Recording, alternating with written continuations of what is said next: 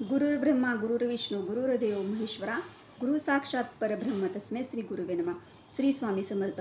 तुमचं पुन्हा एकदा प्रिया लाईफस्टाईल या चॅनलमध्ये अगदी मनापासून स्वागत आहे.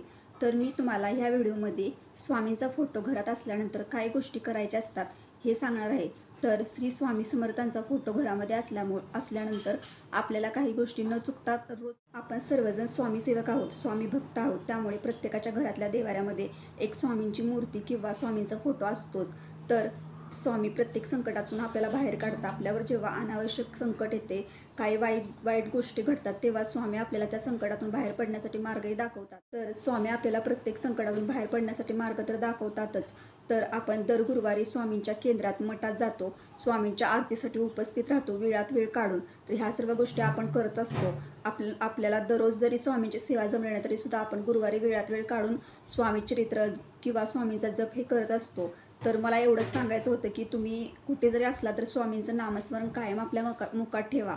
कारण स्वामींचे नामस्मरण जिथे केले जाते तिथे स्वामी प्रत्यक्षात अवतरलेले असतात. त्यामुळे आपण स्वामींना प्रसन्न करण्यासाठी स्वामींच्या अनेक प्रकारे अशा सेवाही करत असतो. तर स्वामींच्या केंद्रात मठात जातो, आरतीसाठी तिथे उपस्थित राहतो, स्वामींचे नामस्मरण करतो. या सर्व गोष्टी आपण स्वामी सेवक असतो म्हणून करत असतो. तर मला तुम्हाला ह्या व्हिडिओमध्ये एक सांगायचं आहे, जेव्हा आपल्या घरामध्ये आपण स्वामींची मूर्ती किंवा स्वामींचा फोटो आणतो तेव्हा त्या फोटोला किंवा तुमच्या घरात जर मूर्ती असेल तर तुम्ही त्या मूर्तीला अभिषेक घातला पाहिजे रोज. किंवा फोटो असेल तर ते फोटो एखादं स्वच्छ पाण्यानं पुसून घ्यायचा. त्याला हिना अत्तर असतं बघा, जे केंद्रामध्ये उपस्थित असतं, किंवा तुम्ही असं बाहेरच्या शॉपमधून सुद्धा मागवू शकता, घेऊ शकता. तर हिना अत्तर स्वामींच्या फोटोंना किंवा मूर्तीला लावायचं. स्वामींना अष्टगंधच लावायचा आणि इतर देवांना सुद्धा अष्टगंधच लावायचा असतो. आणि देवींच्या मूर्त्यांना हळदी कुंकू लावायचं असतं. हे आपल्याला केंद्रामध्ये सांगितलेलंच आहे. तर अशा प्रकारे स्वामींची तुम्ही पूजा करायची.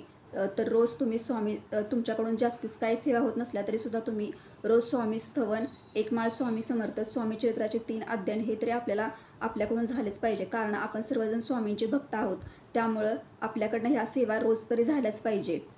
तर ह्यामध्ये तुम्ही स्वामींच्या फोटोंना अक्षदा फुले वाहून मनोभावे नमस्कार करायचा.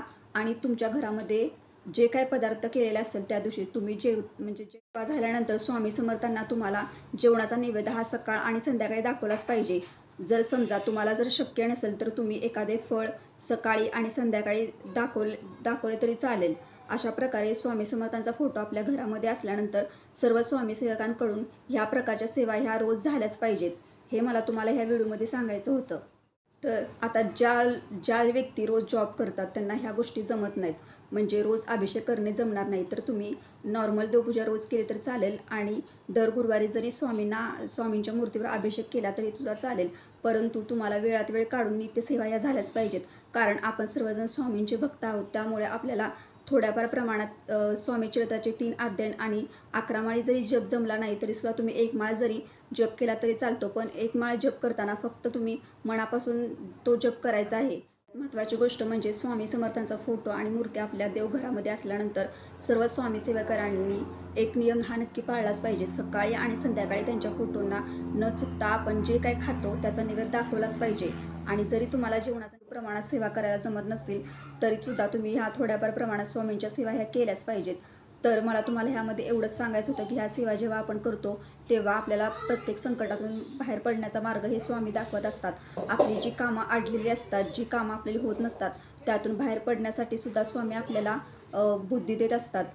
त्यामध्ये तुम्ही तारक मंत्र, तसेच कालभैरवाष्टक आणि स्वामी समर्थांचा जप आणि विष्णू सहस्रनामाचे पठण, किंवा तुम्हाला जरी हे वाचायला नाही जमलं तर तुम्ही ते यूट्यूबला लावून ऐकू शकता.